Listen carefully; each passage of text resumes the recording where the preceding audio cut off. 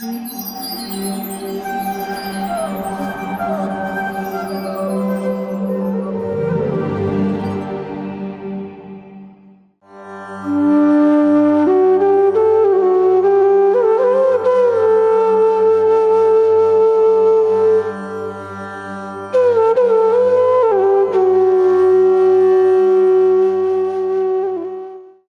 कृष्णा। आज के कार्यक्रम में आप सभी का हार्दिक स्वागत है। आज हमारे वक्ता हैं श्रीमान वृंदा नाथ प्रभु जी। प्रभु जी का जन्म भारत में पंजाब के एक धार्मिक हिंदू परिवार में हुआ। बचपन से ही उन्हें रामायण पढ़ने और सुनने के प्रति अत्यंत ही आकर्षण था। प्रभु जी ने मैकेनिकल इंजीनियरिंग का अध्ययन करने के पश्चात सन 2005 में यूएसए में बायो मैकेनिकल इंजीनियरिंग में पीएचडी की और जनरल मोटर्स के लिए safety performance integration and research engineer के रूप में कार्य किया। वेन स्टेट यूनिवर्सिटी में पीएचडी के दौरान परिसर में भक्तों से उनका परिचय हुआ। पश्चात वे नियमित रूप से उनसे मिलने जाने लगे। सन 2013 में इस्कॉन के संस्थापक आचार्य भक्तिवेदांत स्वामी श्रील प्रभुपाद के प्रिय शिष्य परम पूज्य गोपाल कृष्ण गोस्वामी महाराज से उन्होंने हरि नाम दीक्षा और सन 2017 में ब्राह्मण दीक्षा प्राप्त की। वर्तमान में वे अपने परिवार के साथ यूएसए में रहते हुए भगवत भक्ति का अभ्यास कर रहे हैं। वह नियमित रूप से स्थानीय उपनगरों में भक्ति वृक्ष व नाम हट्ट कार्यक्रम और महोत्सवों के आयोजनों के माध्यम से वहां के निवासियों के साथ कृष्ण भावनामृत को साझा कर रहे हैं। साथ ही साथ प्रभु जी नियमित रूप से इस्कॉन डेट्रॉयट और इस्कॉन फार्मिंगटन हिल मंदिरों में विभिन्न प्रकार की सेवाओं में संलग्न रहते हैं। तो आइए श्रवण करते हैं श्रीमान वृंदा नाथ प्रभु जी के मुखारविंद से। धन्यवाद। हरे कृष्णा। ओम ज्ञानतिमिरान्धस्य ज्ञानाञ्जनशलाकया चक्षुरुन्मिलितं येन तस्मै श्रीगुरवे नमः। मुखं करोति वाचालं पङ्गुं लङ्घायते गिरिं यत्कृपातमहं वन्दे श्रीगुरुदीनतारिणीं परमानन्दमाधवं श्रीचैतन्येश्वरं। नमो विष्णुपादाय कृष्णपृष्ठाय भूतले श्रीमते भक्तिवेदांत स्वामीति नामिने। नमस्ते सरस्वती देवी गौरवाणी प्रचारिणे निर्विशेषा शून्यवादी पाश्चात्य देशतारिणे। जय श्री कृष्ण चैतन्य प्रभु नित्यानंद श्री अद्वैत गदाधर श्रीवासादि गौर भक्त वृंदा। हरे कृष्णा कृष्ण कृष्ण हरे हरे, हरे राम राम राम हरे हरे। हरे कृष्णा। आप सभी का स्वागत है हमारे नारद भक्ति सूत्र की श्रृंखला में। तो गत दिवस में हमने नारद जी के दिए हुए सूत्र कि भक्ति सभी अन्य मार्गों से श्रेष्ठ है। भक्ति जो है वो कर्म, ज्ञान, योग इन सभी से अधिकतर है, इन सभी से श्रेष्ठ है। क्यों? क्योंकि भक्ति तो भगवान को भी अति प्रिय है। ईश्वरस्य अपि, भक्ति भगवान को क्यों प्रिय है? क्योंकि भक्ति के अंदर दीनता का भाव है और उसमें अभिमान का भाव नहीं है। ईश्वरस्य अपि अभिमान द्वेषित्वाद दैन्य प्रियत्वात् च। तो भगवान को अभिमान बिल्कुल प्रिय नहीं है और दैन्य भाव अति प्रिय है। पर भगवान तो क्या है? भगवान किसी से द्वेष नहीं करते। भगवान तो सबके प्रति समदर्शी हैं। तो अगर कोई अभिमानी भी है तो भगवान उसका भी उद्धार करते हैं। उसका उद्धार कैसे करते हैं? उसको दंड देकर। और अगर कोई दीन भावना से है तो भगवान उसका भी उद्धार करते हैं, उसको स्नेह से अपने गले से लगाकर। तो भगवान को दीनता अति प्रिय है। पर ये दीनता का नाटक नहीं होना चाहिए। ऐसा नहीं होना चाहिए कि अंदर तो बड़ा अभिमान है और बाहर से हम अपने आप को दीन दिखा रहे हैं, हम दूसरों के सामने अपने आप को बड़ा दीन प्रस्तुत करते हैं। तो हम बाहर दुनिया में लोगों को धोखा दे सकते हैं पर भगवान को धोखा नहीं दे सकते। भगवान तो सबके हृदय के अंदर विराजमान है परमात्मा के रूप में, और भगवान को पता है हमारे क्या विचार हैं, हमारी क्या भावना है।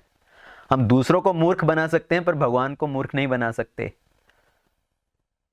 तो इसलिए ये दीनता का नाटक नहीं होना चाहिए, वास्तविक दीनता का भाव होना चाहिए, क्योंकि भगवान हमारी परीक्षा लेंगे। अगर वास्तव में दीनता का भाव नहीं है, अभिमान का भाव है, तो उस परीक्षा में हम फेल हो जाएंगे। तो इसलिए भक्त हमेशा भगवान से क्या प्रार्थना करता है, जाऊं कहां तजी चरण तुम्हारे, कि मैं तुम्हारे चरणों की शरण छोड़कर और कहां जा सकता हूं, मुझे आपके चरणों की शरण में रखिए, मैं कहीं आपकी माया के प्रभाव में ना जाऊं, मुझे कसकर आपके चरणों में पकड़कर रखिए। ये भक्त का भाव रहता है। ज्ञानी का भाव कई बार क्या रहता है, ज्ञानी अपने आप को क्या समझता है कि मैं भी ब्राह्मण के स्तर पर हूं। तो जो ज्ञानी है वो भगवान के बराबर बैठना चाहता है, पर जो भक्त है वो भगवान के चरणों में बैठना चाहता है। जैसे अगर एक शिष्य अपने गुरु के पास जाए, गुरु से उसने सीखा अहम ब्रह्मास्मि अहम ब्रह्मास्मि, तो ये शिष्य गुरु के पास जाए और गुरु को बोले कि आप भी ब्राह्मण हो, मैं भी ब्राह्मण हूं, तो मैं क्यों आपको आकर नमस्कार करूं, आपको प्रणाम करूं। तो क्या इससे गुरु को प्रसन्नता होगी? शिष्य गुरु को उसके पद से उठाकर स्वयं वहां पर बैठना चाहता है कि मेरे में और तुम्हारे में अंतर ही क्या है, तुम भी ब्राह्मण हो, मैं भी ब्राह्मण हूं। तो ये जो भाव है ये भगवान को प्रिय नहीं है। अभिमान द्वेषित्वाद, जो ज्ञानी है उसकी स्थिति क्या रहती है, उसको स्वयं को मेहनत करनी पड़ेगी भगवान को प्राप्त करने के लिए। पर जो भक्त है वो भगवान की कृपा पर, भगवान के ऊपर निर्भर रहता है। जो ज्ञानी है उसके ऊपर क्या सिद्धांत लागू होता है, मर्कट न्याय। मर्कट न्याय, मर्कट मतलब बंदर। अगर आपने कभी देखा हो एक बंदर और उसका छोटा सा बच्चा, तो जब बंदर एक पेड़ पर एक टहनी से दूसरी टहनी पर छलांग लगा रहा है, एक पेड़ से दूसरे पेड़ पर छलांग लगा रहा है, तो उसका बच्चा भी उसके साथ है, पर उसको जो डिपेंडेंस है, जो बंदर का बच्चा है, वो पूरा तरह से उसको अपने ऊपर निर्भर रहना पड़ेगा, उसको कसकर अपनी माता को या अपने पिता को पकड़ना होगा। तो यह है मर्कट न्याय। जब बंदर एक जगह से दूसरी जगह छलांग लगा रहा है तो ये बच्चे की ऊपर निर्भर करता है कि वो कसकर पकड़े, नहीं तो उसको हमेशा गिरने का भय है। तो वही ज्ञानी के साथ भी है। ज्ञानी को अपने बल पर निर्भर रहना पड़ता है इस माया से पार पाने के लिए। पर जो भक्त है, भक्त के ऊपर क्या सिद्धांत लागू होता है, मार्जर न्याय। मार्जर मतलब जो एक बलूंगड़ा है, एक बिल्ली का बच्चा है, किटन। तो जब बिल्ली एक जगह से दूसरी जगह पर जाती है तो वो अपने बालक को पकड़कर रखती है, चाहे वो उसको अपने मुंह में दांतों में पकड़कर रखती है, जैसे भी है, तो बिल्ली अपने बालक को कसकर पकड़कर रखती है, उसको गिरने नहीं देती। तो वही सिद्धांत भक्त के ऊपर लागू होता है। भक्त हमेशा भगवान की शरण में है, तो भगवान भक्त को पकड़कर रखते हैं, उसको गिरने से बचाते हैं।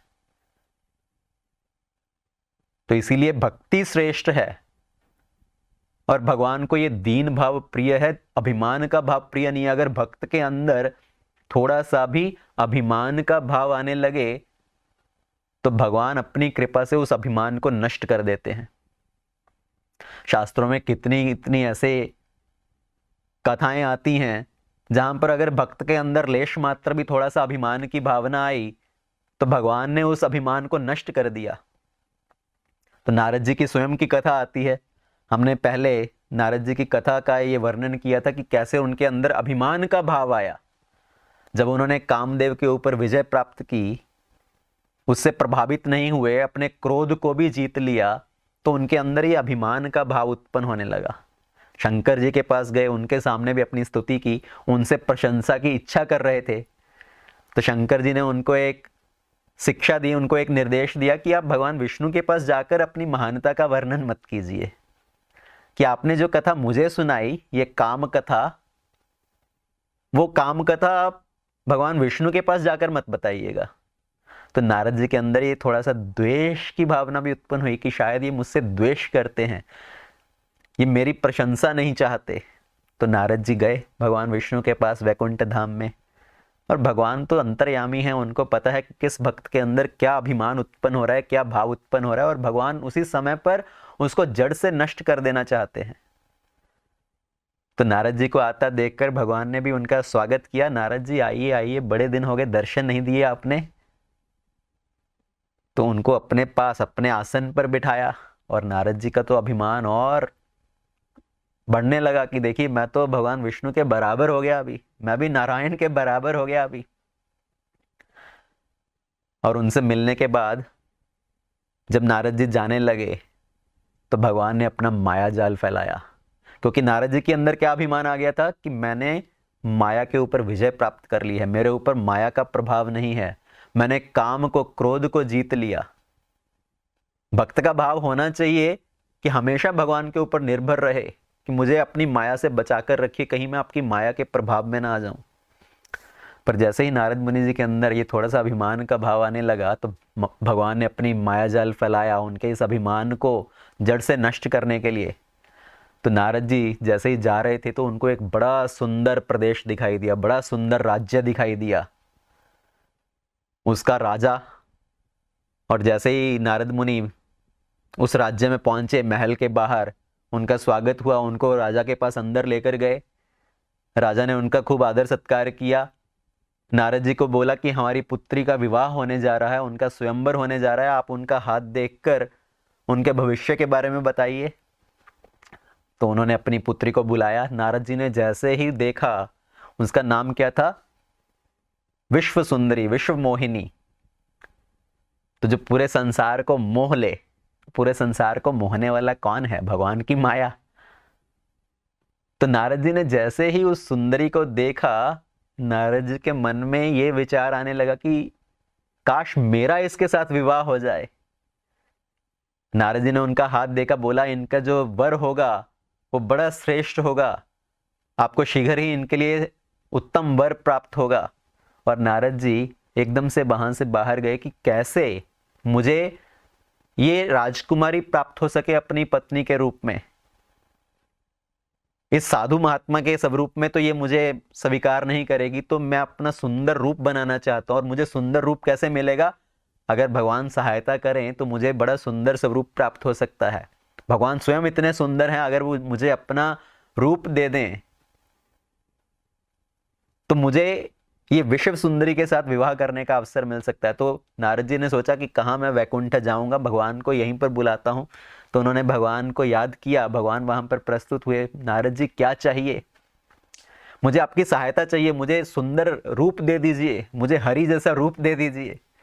भगवान ने कहा जैसी आपकी इच्छा, जो आपके लिए श्रेष्ठ है, जो आपके लिए उत्तम है, जो आपके लिए हितकारी है, मैं वही करूंगा। नारद जी ने क्या बोला था? हरि का रूप दे दीजिए। हरि का एक अर्थ क्या है? बंदर। भगवान ने उनको बंदर का मुख दे दिया।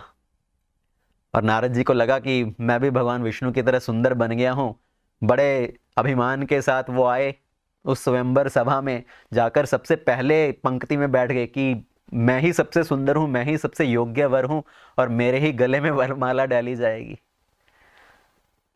तो विश्व सुंदरी आई, नारद जी की तरफ देखा तक नहीं और आगे चली गई। और नारद जी फिर से उठकर उनके सामने बार बार आगे जाएं।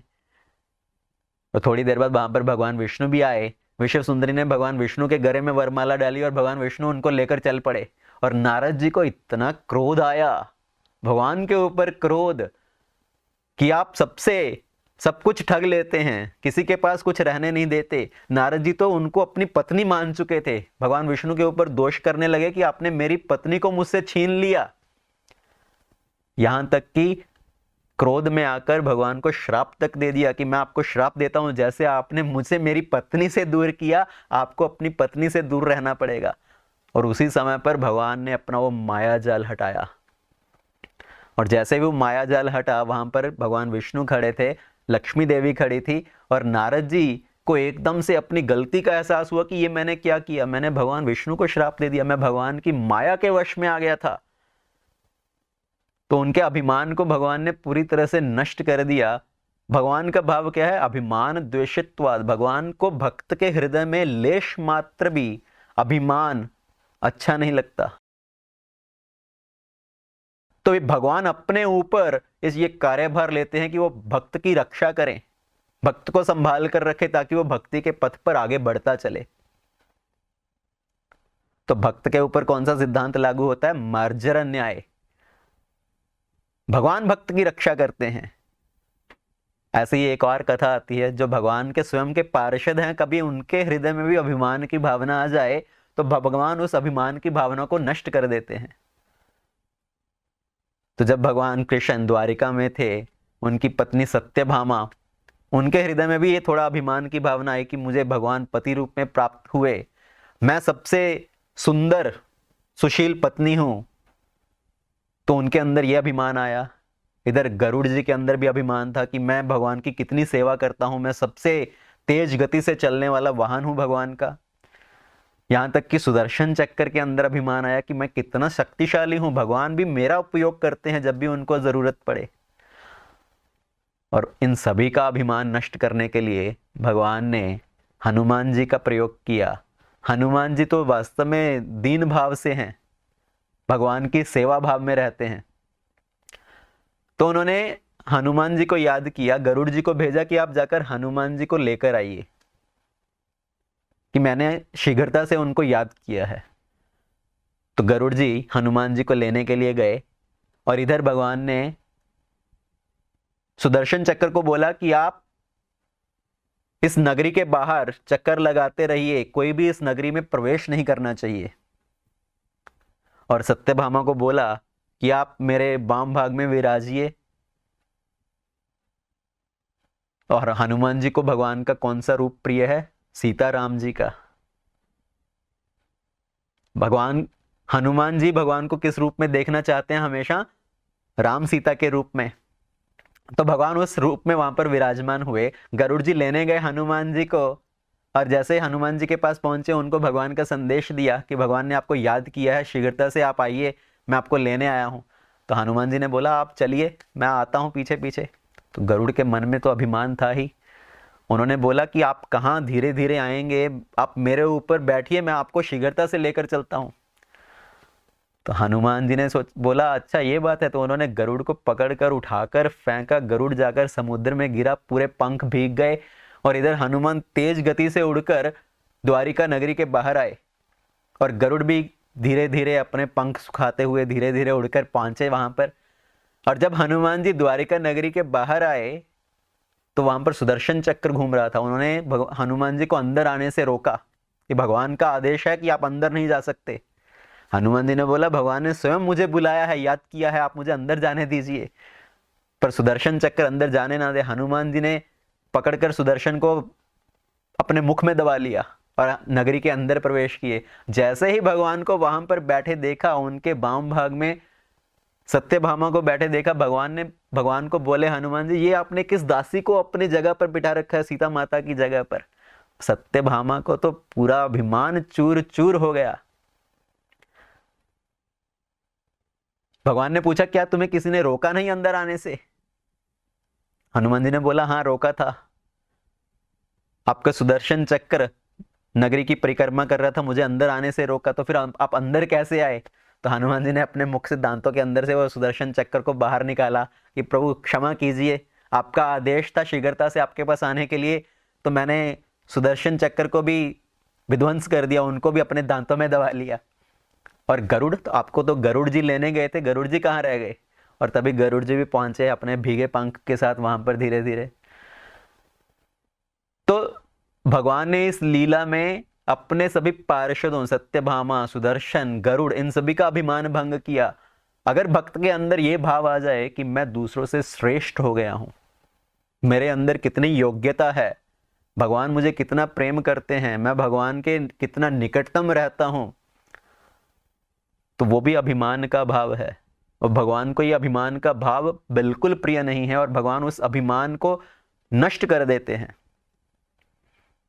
तो ये भगवान स्वयं के ऊपर ये कार्यभार लेते हैं कि भक्त के अंदर इस तरह का अभिमान का भाव बिल्कुल ना आ पाए।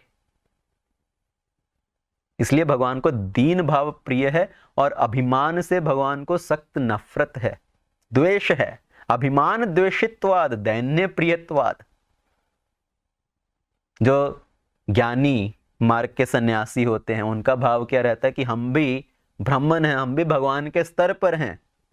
भगवान के सामने आते हैं मंदिर में, सन्यासी क्या करते हैं, एक डंडा पकड़ते हैं।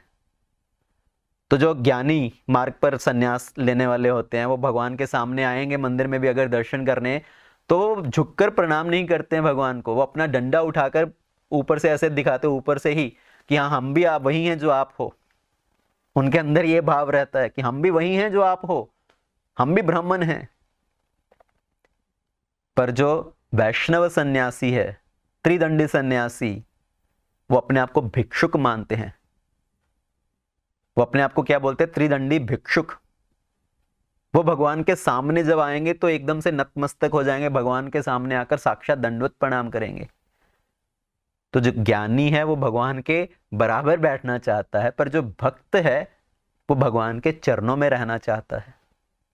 और ऐसे भक्त की भगवान सदैव रक्षा करते हैं।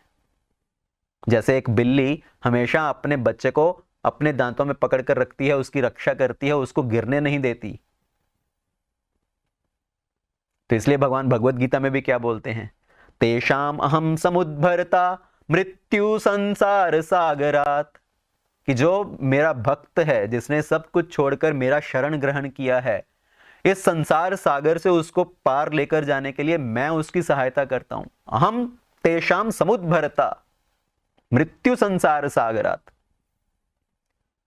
तो अगर हमें इस भव सागर से पार जाना है तो उसका एकमात्र साधन वास्तव में क्या है, भगवान की भक्ति।